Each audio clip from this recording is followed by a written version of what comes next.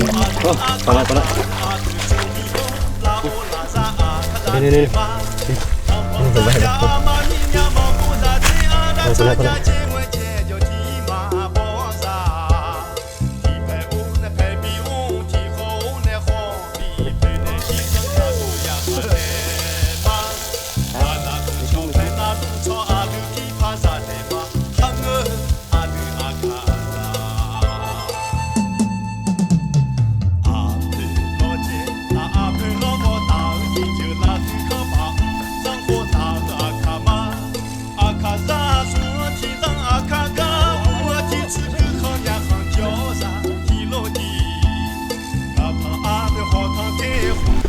สบายดีทุกคนที่กำลังติดตามมักส้มนั่นยินดีต้อนรับเข้าสู่ช่องอาคาน้อยนะกลับมาอีกแล้วกลับมาอยู่สวนของเขาเห็นบ่มะ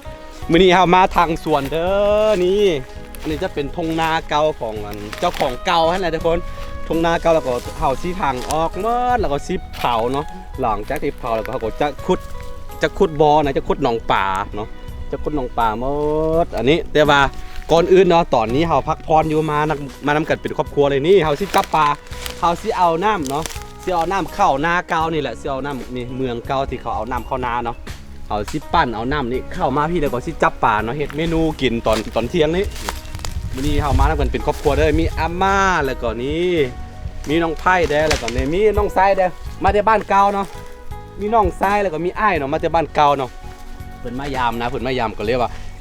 สิเอาป่านี่แหละจับป่าอยู่น้ำนี่แล้วก็มากินเนาะทุกคนมาเลยอยู่ดินี่มาเอาสิปั้นน้ำเข้ามาพี่เนื่องจากว่าชาวบ้านเขาบ่ได้เฮ็ดนาปล่อยทิ่มไปแบบว่าปล่อยทิ่มนาห่างไปประมาณ4 ปีแล้วก็เรียกว่าห้องเมืองเก่ามันก็เริ่มแบบว่ามันบ่มีห้องแล้วเนาะเอาต้องแบบว่าต้องได้ขุดไม้หั่นน่ะนี่เห็นบ่ไอ้กำลังขุดอยู่มาเลยมาเป็นแบบว่าวันรวมญาติเด้อมื้อนี้เด้อมีกัน1 2 6 คนเนาะ6 คน8 คนครับนี่เจ้าตัวนี้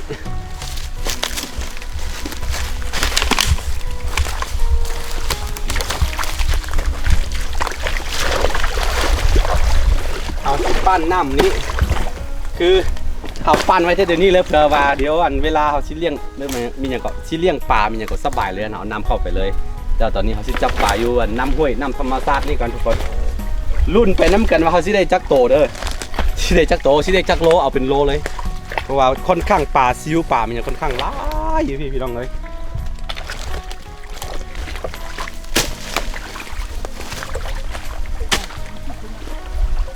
มันคือจะทำเลยอะไรมาไหมโน่ให้ยังอยู่อ่ะ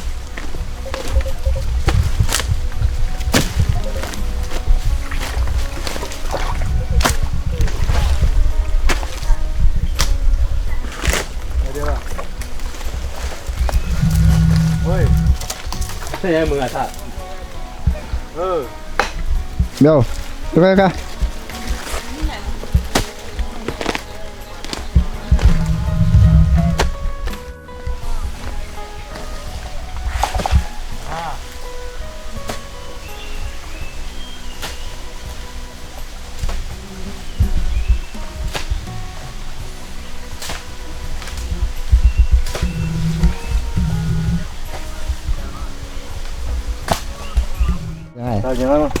有没有多的？你有门啊门啊？哎呀，门啊？啥人哎？啥人哎？门啊？你有门啊？和人个？几号个？门啊嘞？老不老要？哎，老不老要嘛在嘛？就多加啊？对。有没有虚铁这几个？พอบุ๊กมึงไงใช่เขาก็จะยื้อกันเขาเรียกมามึงอ่ะสาอะไรสิน้องบอลเราจะเสียไหมมันไม่ถึงก็จะไหมเดี๋ยวนะอายุวันแบง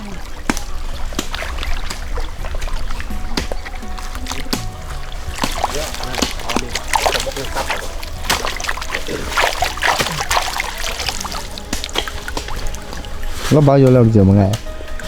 นั่น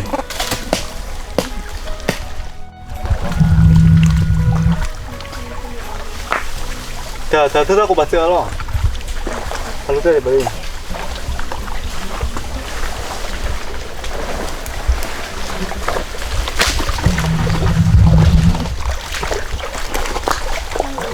bây giờ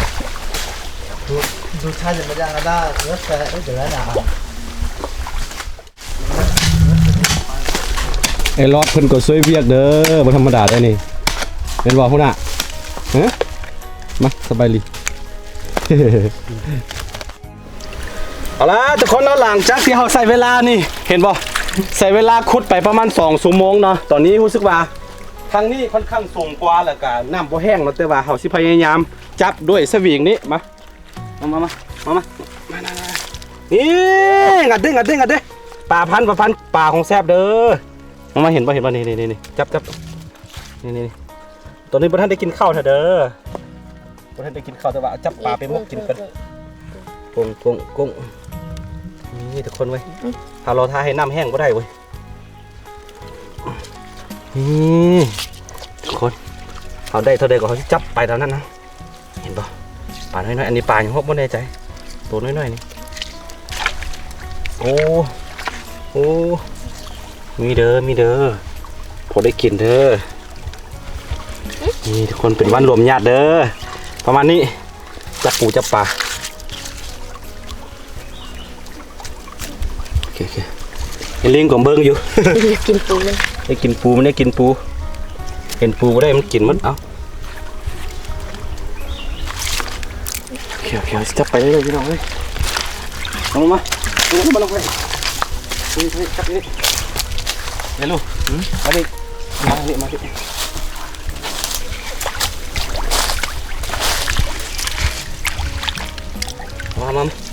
นี่ไล่ทั้งพี่มาไล่ทั้งมาไล่เจ้าพี่มาไล่ดีๆนี่นะไล่ดีๆเลยเอาไปกินก่อนนะนี่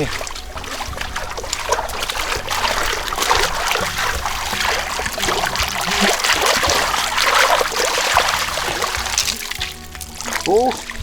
ลูกหวดตัวออด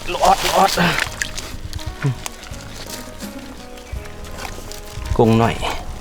เอาไปมกกิน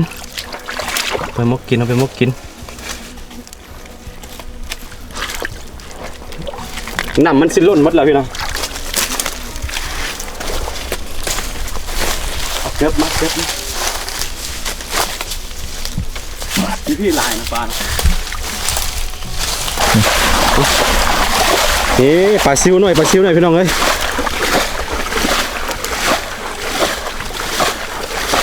เนื่องจากว่าน้ำของเฮามันโบแห้งดีก็เลยว่าค่อนข้างจับยากแต่ว่า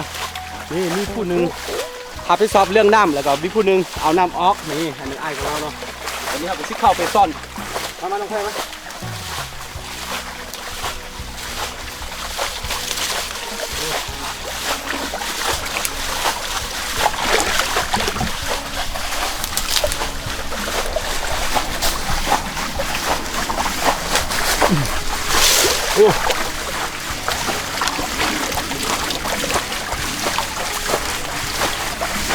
เด็กๆกุ้ง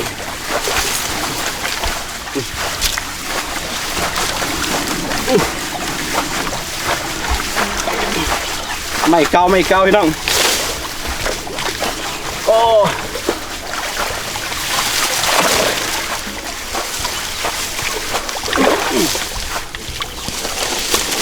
มันยังคือชื่อภาษาเหรอมันจะเกิดเนี่ยคุณตาอันนู้นทางมันไม่จะบอก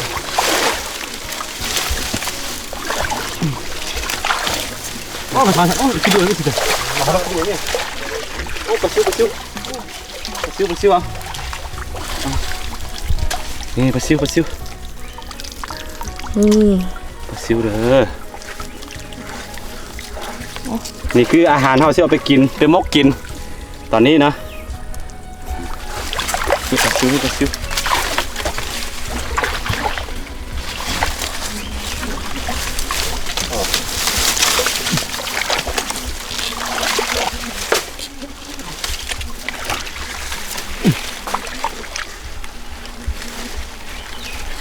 โอ้โอ้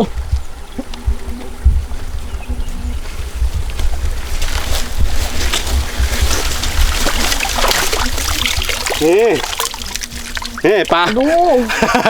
ปลาเห็นป่ะ ใหญ่ ปลาแตะ แบบแจ้ง ก็จะมึงอ่ะ ฮะ น้ำข้องกับสัง นี่ปลาน้ำคลองอ่ะได้ปะนี่ปลาซิวอู้ลองไผ่จับนี่เห็นป่ะโอ้น้ำมาแล้วน้ำคานแล้วสะ ลงไปแล้ว โอ้น้ำหัวแล้วพี่น้องเอ้ยบ่ได้ปลาแตะแล้วน้ำหัว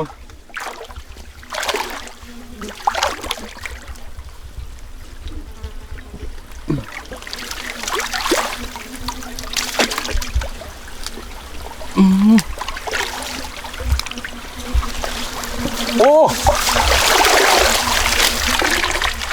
เอาไปจับทางใต้ก่อนแข่งกับเวลาถึงเวลาถึงมา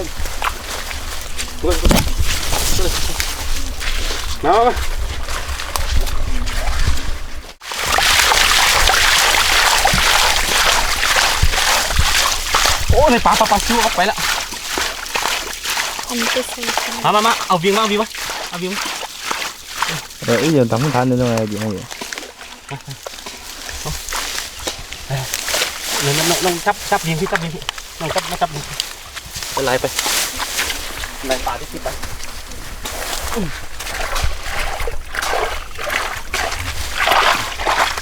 นี่เอ้ยตัวไปแล้วไปเตรียมครับเลยแข่งกับเวลาพี่น้องเอ้ยโอ้ย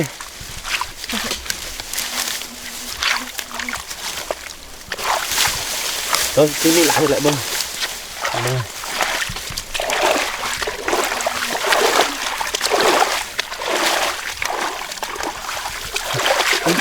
เอาลูกเอาเลยนี่มาดึงปลาฟันนี่เห็นป่ะโอ้โหเป็นปลาฟันอะไรเนี่ยนะปลาอย่างงูโอ้โหซื้อเอานี่ได้ปลานี่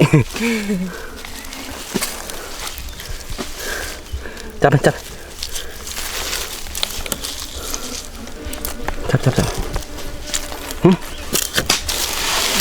ลิงกับมาเบิ้งนี่ไปซิวเอาไป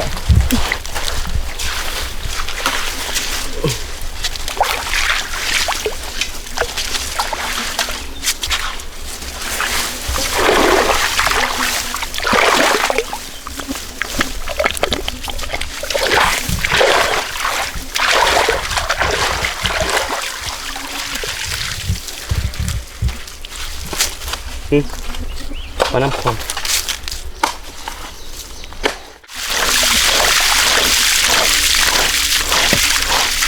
นี่ปลา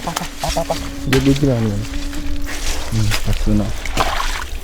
ปลาน้ำเคี้ยวของ อีเดี๋ยวช่วยอ่านว่าแมว กล้องนี่ปลาพี่มาพี่นี่จับ อันนี้กิน ลิงจะไปละตัวนึง จับนี่ปลาซิว จับสองตัวนี่ใส่ทำซาออกหมดเลย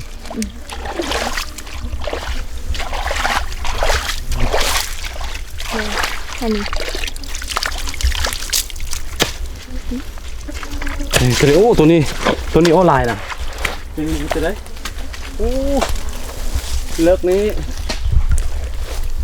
มีได้นี่น้องเป็นผู้ไล่มาเดี๋ยวน้องเป็นผู้มาจับนี่ จับหันออกกัน จับเลย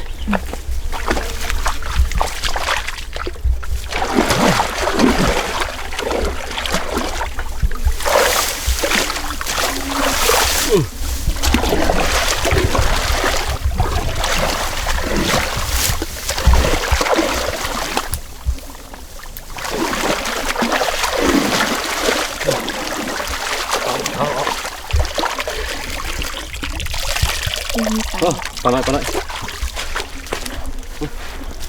นี่เห็นปะปลาหน่อยพวกมีปลาใหญ่มีแต่ปลาน้อยๆปลาซิวกินนี่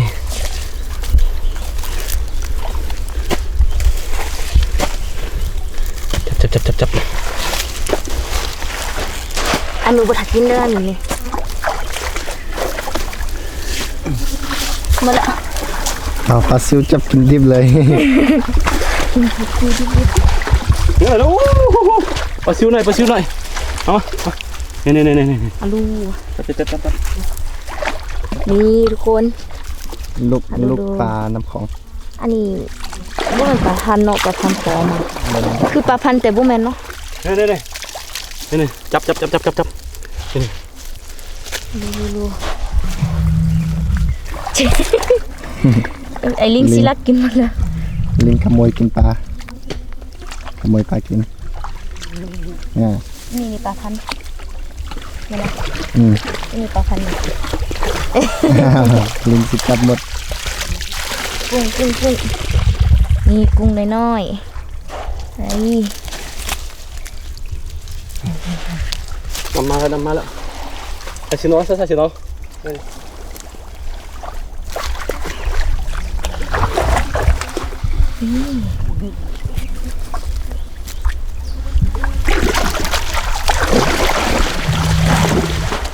ใส่อ้วนจะยืดร้านอยู่เนี่ยเดี๋ยวเก็บปลาซิวกินหมด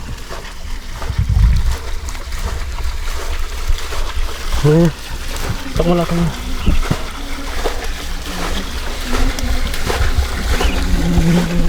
เก็บมันเลย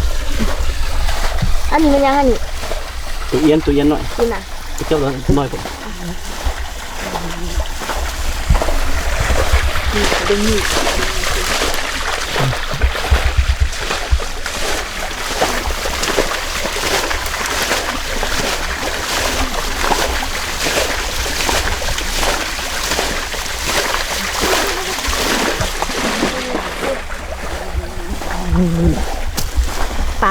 ปลา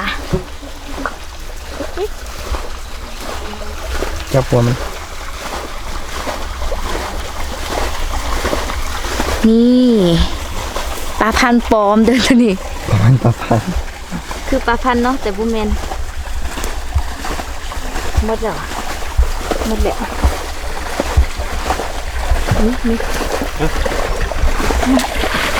ปลาน้ำปอง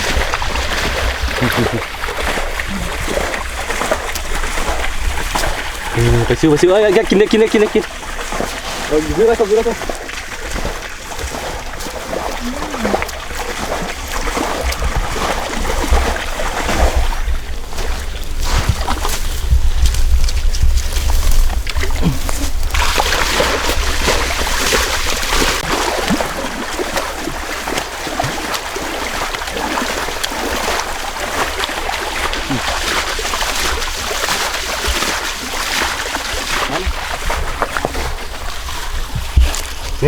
นี่โอ้ปลาซิวหน่อยเอาไปมกกินพี่น้องเอ้ยนี่เปิดเท่านั้นเปิด เปิดเลยอ่ะ สบายกว่ามันบดดนี่เก็บนะเอาไปเก็บมันนะไหนดูปลาซิวน้อยไอ้ลิงรักกินมั้ง แล้วก็ตัวแมงอันนั้นตัวนี้หน่อยเห็นปะ นี่จ้ะอันนี้นี่ตัวนี้ก็กินเนาะทุกคนนี่ แคบได้ตัวนั้น ตัวแมงบ่หูเอิญแมงหรือยังเนาะ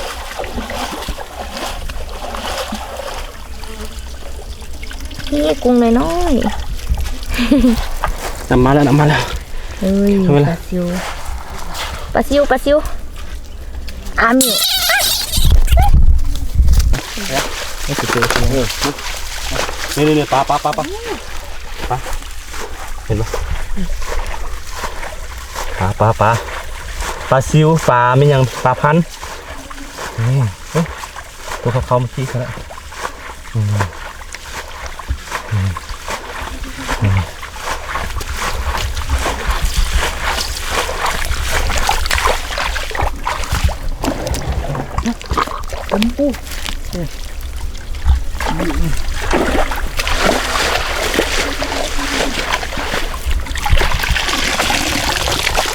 หน่อยไปหน่อยไปซื้อหน่อยไปซื้อหน่อยยังไปเก็บนี่โอ้ปลา อาลู นี่เก็บคือเรามันจะมาอะไรจ้ะ ช่วงกินต้องช่วยหน่อยนี่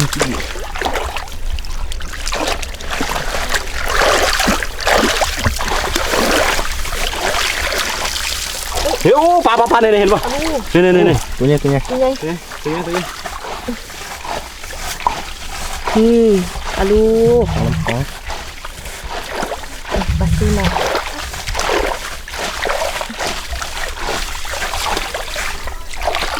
เฮ้ยฮะ น้ำมาแล้ว โอ้จูไปเอาจุ๊บไงอ่ะ ดำมา น้ำ เนี่ยมาพอทานละ น้ำล้นพี่น้องเอ้ยน้ำล้นแล้วเอ๊ะกูจุดไปแล้วเนี่ยอยากเลยกูจุดไปแล้วเนี่ยเลยน้ำมาแล้วไม่ได้กินแล้วแค่กับเวลาเท่านั้นกูจุดไปอะไรที่จริงมันจะจะขี้นี่ก็อยากไปโอ้ยไม่ยังไงกันเนี่ย ปลาซิ จกเฮ้ยตอนนี้จุ๊จุ๊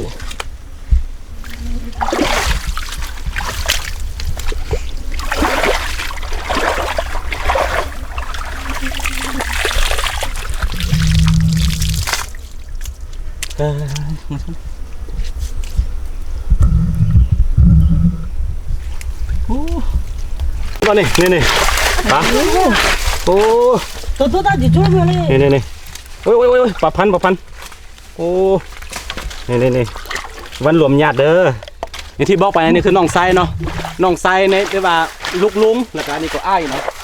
สองไอ้น้องเขามายามเนาะเป็นลูกลุง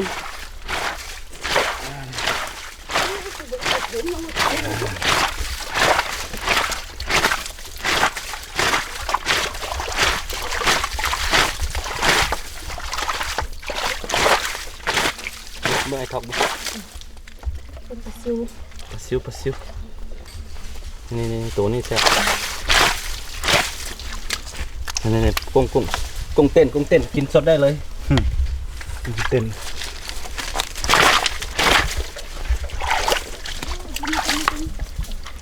เป็นยังไงโอ้กุ้ง บนไม่อยู่หันมีปลาอยู่ ใช่ มีหันยินได้แบบนี้หลังมีปลา นี่กุ้งเต้นกินสดๆได้เลยเห็นปะ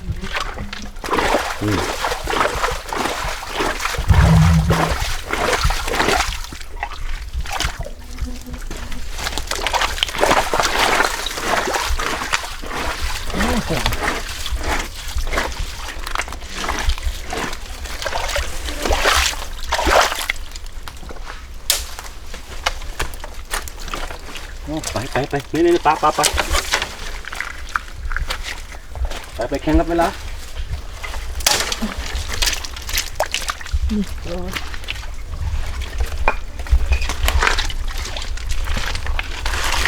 คือการจะกินเลย เค็ม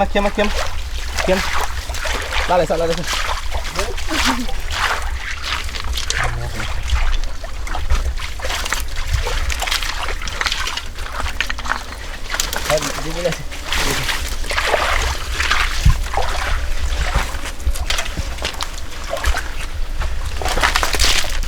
นี่ไปชิมเลย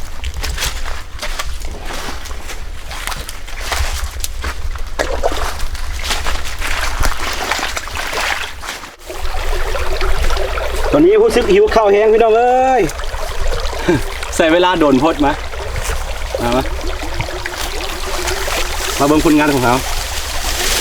นี่พอได้อยู่พอได้กินเห็นปะอันนี้คือคับเข้าเทียมของเขาเห็นปะ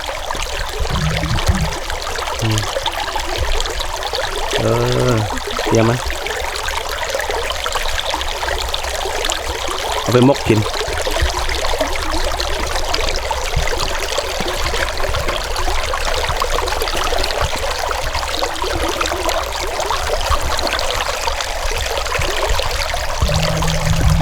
อะไรยังเบิ้งเนี่ยสิไปมกกินเด้อหลังจากที่ทางไฮทางสวนเมื่อยๆแหละก็นี่แหละมาตรงนี้หรือว่าบ่ใส่ก็ได้เนาะ ล้างนี่มีไป หลังนี้เราจะเป็นเฮ้ยกลับมาว่าเด้เอาเมียเด้ว่าเด้ Boleh mah. Lah.มาไป Ayo. ไปกลับไป Lah. ไปหัวออกมาเออ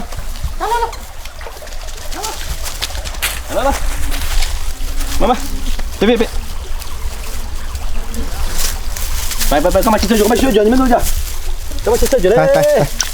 Dah.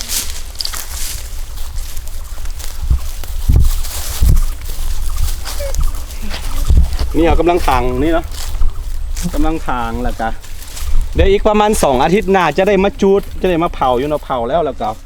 สิได้เอาพวกมักไม้สิได้เอาพวกมีหยังมาปลูกเนาะสิได้เอามักเพชรมักเขือมักขิงมีหยังสิ่งที่กินได้ง่ายๆเนาะผู้ใดมีพันธุ์ไม้หรือว่าเบี้ยมักไม้มีหยังงามๆก็มาฝากได้เด้อเนาะสิปลูกไว้มื้อหน้ามายามเขาเจ้าก็สิได้กินเนาะฝากมา FC ท่านใดมีบ่ว่ามักลิ้นจีมักลำไยบ่ว่ามักมีหยังที่แบบว่าเป็นต้นไม้อ่ะนะแต่ว่ากินแบบว่ามันเป็นมักอ่ะนะเอามาฝากเด้อเดี๋ยวสิปลูกไว้แล้วก็บัดเจ้ามาแล้วก็เจ้าก็เป็นเจ้าของมักอันนี้ได้กินได้สบายเลยเนาะบ่ต้องซื้อเอามาสิขั่วปลาอันนี้คือผักกูดเนาะอาหารเต็มธรรมชาติเอามาจากธรรมชาติทั้งนั้น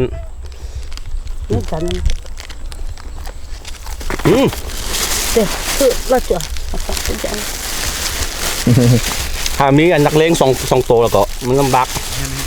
Tuh nyai bosan dah tuh nyai. Ya, mesti kada. นี่ไอ้ย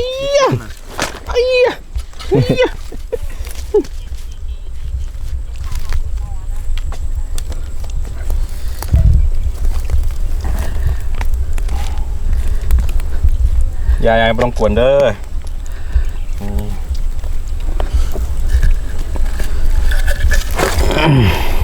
Ketan ya gitu deh. Ke itu. Ngapa sih? หิวข้าวแห้งไปหน่อย Yuk. ใส่เลยมา Aci malu. หายไม่ละใส่เลยฮะไม่ทุก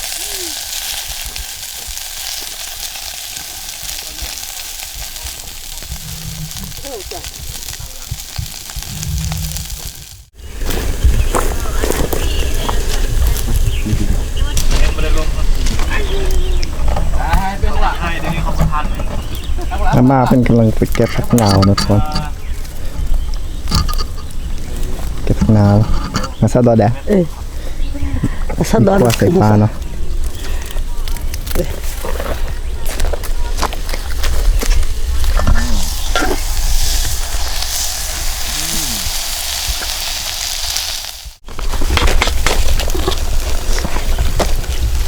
ตอนนี้อาหารของเราสุกแล้วทุกคน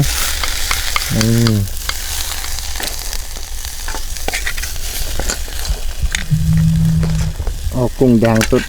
ปูปลาซิวนี่แฉะสุกเลยนะ Kira lang ako ako chido mya ay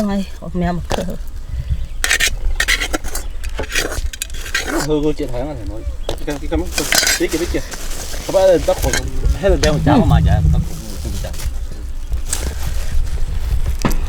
อยู่ที่นี่ Kedudunya.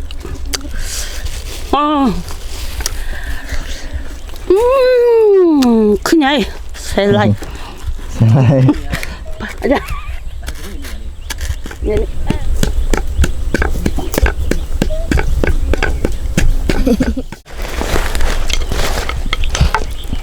นี่อาหารเที่ยงสำหรับมื้อนี้ของพวกเรามีผักกูดมกผักกูดแล้วก็คั่วปลามีไข่มีสิ้น รูปหลักพี่แท้โอ แล้วก็รับพริกแท้เผ็ดดิบ ตำเจียว Ủa nó mà bớt đây mà đây à, mà ấp đây thử đi 저 쌀, 저, 뭐. Chẳng vậy nó biết thằng nó biết cái lối 잠깐만, đi món này. này chưa ป้าต้องอันนั้น thầy chưa ô khi nào ngay kịp cậu kịp nằm บวง mà Ôi trời ơi, เอามือชกเอาเลย màวันหลวมญาติ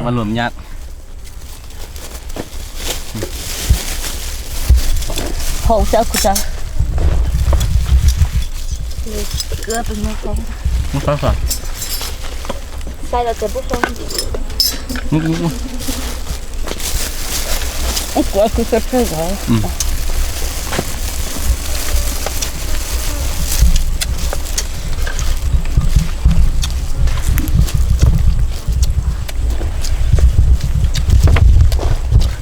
ê Linh Nhớ sẽ đến nó.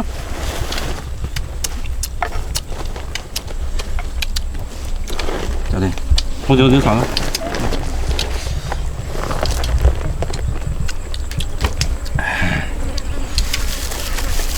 thì bênนู้นtập trung để không gương này không tập em Nó không mà phục hay. ที่เราหรอ Hôm nay dễ ที่ rồi. ได้ใช่ Mà 6 dễ rồi. ต่อ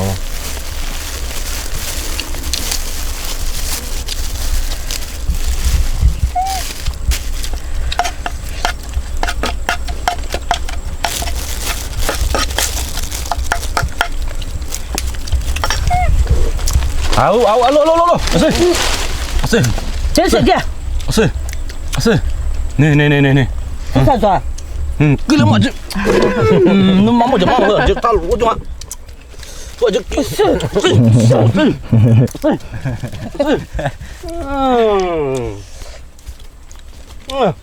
bây giờ nó cũng muốn một đèn không nhà mà nhà sao tự thế kia thấy nó ta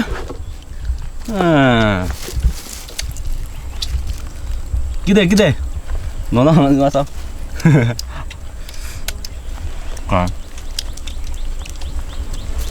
nó mất cái đá ba đây thịt con mày แบบแบบ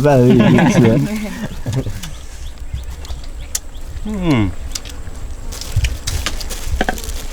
biết kia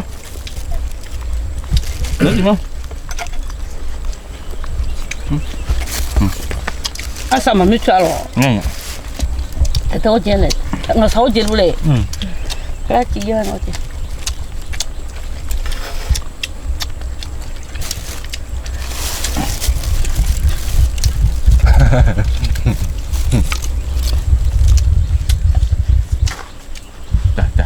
sao